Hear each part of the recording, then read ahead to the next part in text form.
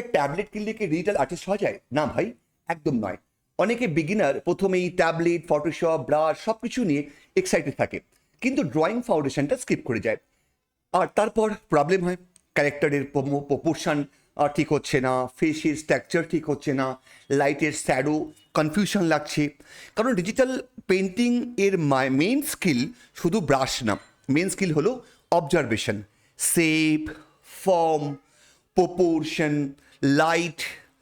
And ধরো তুমি একটা সিম্পল স্পেয়ার ড্র করছো, যদি লাইট কোথা থেকে আসছে সেটা তুমি বুঝতে না পারো, তাহলে সিম্পল ব্রাশ দিয়েও স্পেয়ারের থেকে 3 ডাইমেনশনাল শেপ দেখানো যায়।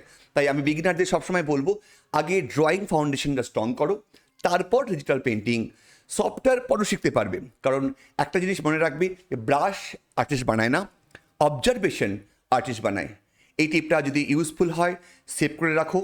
আর এই রকমের প্র্যাকটিস ড্রয়িং এর ডিজিটাল টিপস পেতে গেলে আমাদের অঙ্কনা স্কুল অফ আর্টকে সাবস্ক্রাইব করে রাখো আর ডেমো ক্লাসে জয়েন করো।